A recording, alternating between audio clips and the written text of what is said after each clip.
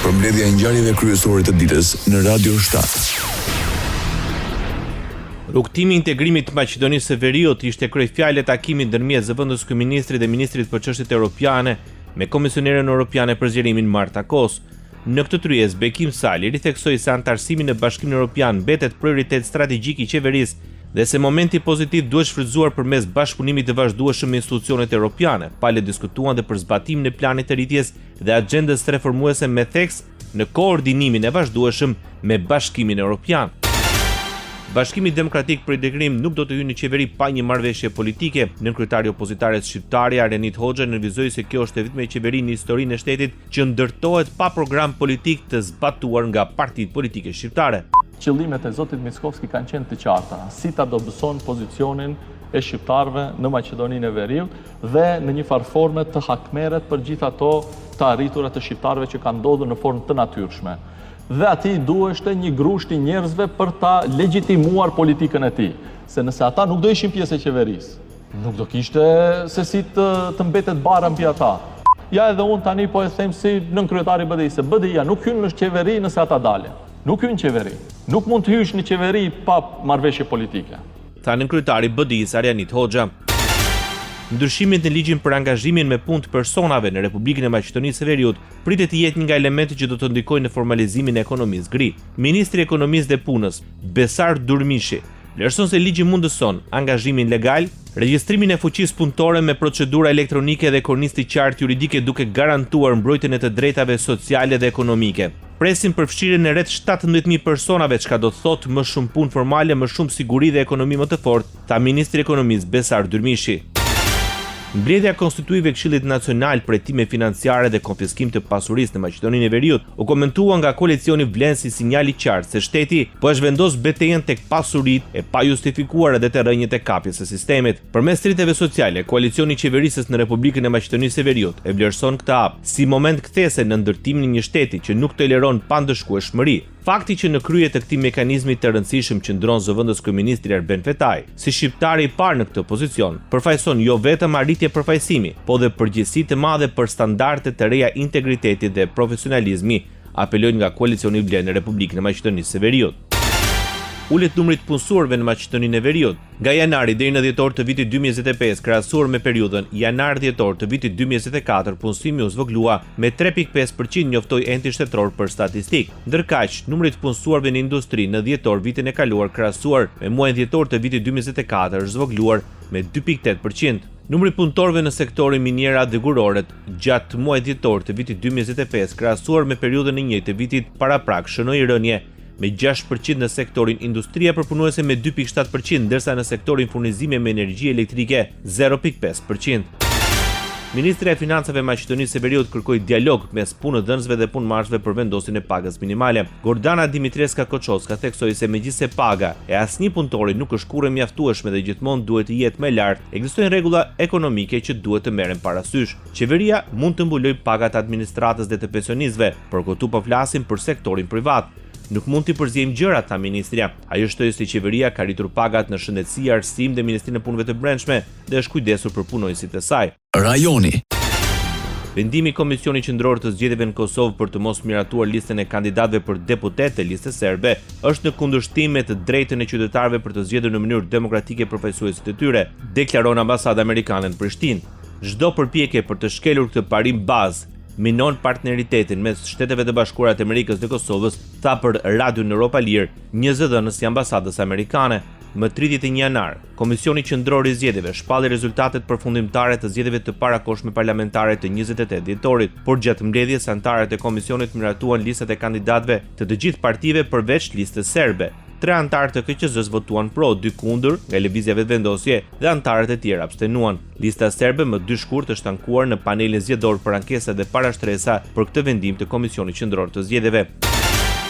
Ankesat e 4 partive politike, si dhe një kandidati për deputet në panelin zgjedhor për ankesa dhe parashtresa, janë bërë shkallë që certifikimi i rezultateve zgjedhor të zgjedhjeve të 28 dhjetorit 2025 në Kosovë të shtyhet për disa ditë. 4 parti politike nga komuniteti i shumicës dhe kandidati për deputet nga Partia Demokratike e Kosovës, Bekim Haxhiu, Paraqiten disa ankesa lidhur me publikimin e rezultatit përfundimtar nga Komisioni Qendror Zgjedhor. Paneli i ka bërë të ditur se ka pranuar gjithsej 7 ankesa nga këto subjekte politike për të cilat do të jepet një vendim brenda afatit ligjor prej 4 ditësh nga data e parashtrimit të secilës ankesë. KQZ-ja mori vendim për numërimin e të gjitha votave për shkak të gjetjes së disa parregullsive në votat e kandidatëve për deputet të Kuvendit të Kosovës. Pas shpalljes së rezultateve përfundimtare, KQZ-ja do të presë afatet ankimore dhe më pas do të bëhet certifikim në rezultateve përfundimtare, gjë e cila do të jap rrugë formimit të institucioneve të reja në vend. Kosova kujton 26 vjetorin e masakrës së Mitrovicës. Për presidenten Vjosa Osmani, ngjarjet e 3 dhe 4 shkurtit mbeten një nga plagët më të rënda pas luftës. Në ato ditë e errta bandat kriminale serbe vranë 10 civil të pafajshëm, plagosën 25 të tjerë dhe dëbuan me dhunë 1564 familje, megjithëse 11364 antar nga shtëpitë e tyre, thuhet në shkrimin e presidentes. Me gjithë këtë torturë, Osmani thotë se Mitrovica qëndroi dhe nuk u thye ndaj krimit që nuk harrohet kurrë, dhe se drejtësia do të mbetet kërkesa e pandalshme. Kujtimet të masakrës së Mitrovicës ju bashkua dhe në kryetaren detyre Kuvendit Kosovës Albulena Axhiu. Natën mes 3 dhe 4 shkurtit 2000 në veriun e Mitrovicës u ekzekutuan mizërisht 10 qytetarë shqiptar, mes tyre fëmijë, gra dhe pleq. Sot, 26 vite më pas, kjo ngjarje mbetet plagë e hapur dhe e vërtet që nuk gëzon të harrohet, shkruan Albulena Axhiu. Radio 7, zëri pozitiv i qytetit. Ende nuk ka një marrëveshje mes Partisë Demokratike dhe Partisë Socialiste në fillimin e punës së Komisionit për Reformën Territoriale. Nga salla e Kuvendit, kryetari i grupit parlamentar të deputetëve të Partisë Socialiste Taulant Balla i la fat opozitës deri në mbrëmje për të vendosur nëse do të shkojnë apo jo në Komisionin për Reformën Territoriale. Dhe ne po ju themi, nëse ju vini, nuk ka nevojë ta ndryshojmë. Na e thoni këtë deri në darkë. Sipas tij, Partia Socialiste nuk heq dorë nga propozimi për zhbërjen e formulës së barazisë si e vetme mënyrë që komisioni të rifillojë punën. Në mëngjes keni mend tjera, në darkë keni mend tjera. Do presim deri në darkë që t'ju vinë mend e mbrëmjes në darkë, edhe kismet vendosim deri atëherë. Partia Demokratike mohon të ketë bojkotuar mbledhjen e Komisionit për Reformën Territoriale. Deputeti demokrat Luciano Boçi sqaroi se nuk bëhet fjalë për braktisje të punës, por për mbledhje të thirrura në mënyrë të njëanshme nga shumica në pushtet. Nuk ka pasur mbledhje të vlefshme që ju të përcaktoni apo jo prezencën tonë. Mbledhja e komisionit thirret në konsultim me kryesinë e komisionit. Është alfa e funksionimit një komisioni. Nuk ka pasur konsultim për thirrjen e mbledhjeve të komisionit dhe nuk mund dilni dot në konkluzion që kemi qenë ne apo jo në mbledhje komisioni. S'dilni dot më. Ishte Luciano Boçi, deputeti i Partisë Demokratike. Afatet e paraburgimit u kthyen në shkak për debat në sallën e Kuvendit të Shqipërisë. Deputeti i Partisë së Lirisë Tedi Blushi në interpelancën e kërkuar me ministrin e Drejtësisë Besford Lamallari kërkoi sqarime për mosbatimin e raportit të avokatit të popullit lidhur me trajtimin e ish presidentit të Shqipërisë Ilir Meta gjatë qëndrimit në paraburgim. Fal qeverisë tuaj, mban një rekord të zi dhe të turpshëm. Jemi i vetmi vend antar i NATO-s me të burgosur politik. Ish presidenti i Republikës, ish kryetari i këtij parlamenti, ish kryeministri Ilir Meta, në mbrojtje ligjore nga Garda e Republikës, u rrëmbye dhunshëm nga bandit të maskuar dhe të armatosur. Sipas Blushit, avokati i popullit ju rikujton se pas një hetimi administrativ ka arritur në përfundimin se ndaj Metës nuk janë shkelur vetëm liritë dhe të drejtat, por dhe liritë politike e fjalës dhe mendimit. Prej 3 muajsh, zoti ministër, avokati i popullit ju ka lënë mbi tavolinë, ju dhe drejtori të përgjithshëm të burgjeve, 9 rekomandime të detyrueshme për zbatim në lidhje me dhënien fund të trajtimit kriminal dhe njerëzor të ish presidentit të Republikës, zotit Ilir Meta, dhe për më shumë se 15 muaj vjoni ta mbani në izolim ekstrem. Ministri i Drejtësisë i Shqipërisë Besford Lamallari hodhi poshtë pretendimet të deputetit Partisë së Lirisë Tedi Blushi lidhur me trajtimin e ish presidentit Ilir Meta në paraburgim. Lamallari sqaroi se në asnjë rresht raporti i avokatit të popullit nuk përdor terminologjinë trajtim denigrues dhe shnjërzor. Ministri tha se Ilir Meta në qendrën e paraburgimit Jordan Misja trajtohet në mënyrë të barabartë me çdo të paraburgosur tjetër.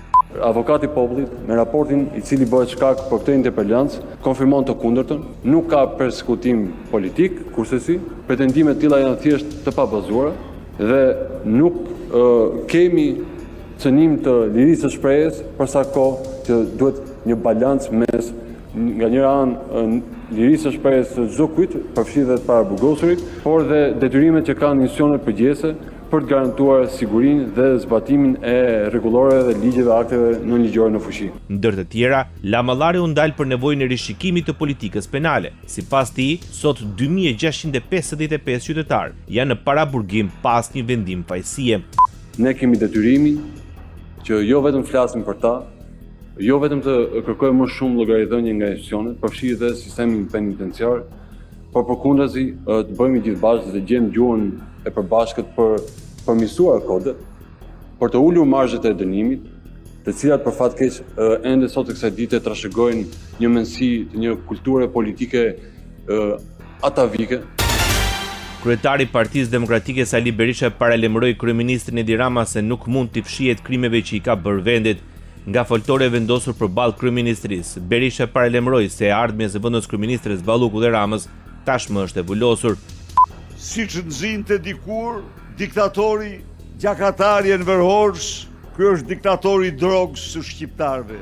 Ndaj edhe shqiptarët duhet i rezervojnë të njëjtin fat që i rezervuan diktatorit gjaksor. Edi Rama nuk ka alternativë tjetër përveç se t'jap dorëheqjen. Ja ku t'i themi këtu.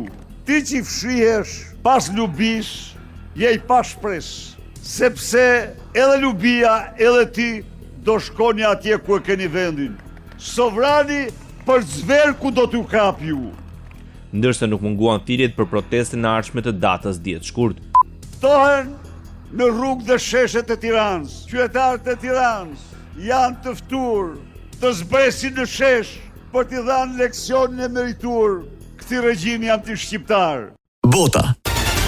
Shtetet e Bashkuara të Amerikës ushtrojnë presion mbi Indinë për të hequr dorë nga nafta ruse. Presidenti amerikan Donald Trump njoftoi të hënë një marrëveshje tregtare me Indinë që ul tarifat amerikane mbi mallrat indiane në 18% nga 50% në këmbim që India të ndalë blerjen e naftës ruse dhe të ul barierat tregtare. Trump e njoftoi marrëveshjen në rrjetet sociale pas një telefonate me kryeministrin indian Narendra Modi. Sipas kreut të Shtëpisë së Bardhë, në këto kushte, India mund të blejë naftë nga Shtetet e Bashkuara të Amerikës dhe potencialisht nga Venezuela. Një zyrtar i Shtëpisë së Bardhë i tha Reuters se Shtetet e Bashkuara të Amerikës po heqin një taksë ndëshkuese për 25% mbi të gjitha importet nga India për shkak të blerjeve të naftës ruse. Presidenti i Ukrainës Volodymyr Zelensky akuzoi Rusinë se preferon të vazhdojë sulmet më tepër se të angazhohet në diplomaci, pasi Moska lëshoi më shumë se 70 raketa dhe 450 dronë në Ukrainë gjatë natës. Shfrytëzimi i ditëve më të ftohta të dimrit për të terrorizuar popullsinë është i rëndësishëm për Rusinë më shumë se sa zgjedhja e diplomacisë, shkroi presidenti i Ukrainës në rrjetet sociale. Ndoqët edicionin informativ të lajmeve në Radio 7, zëri pozitiv i qytetit.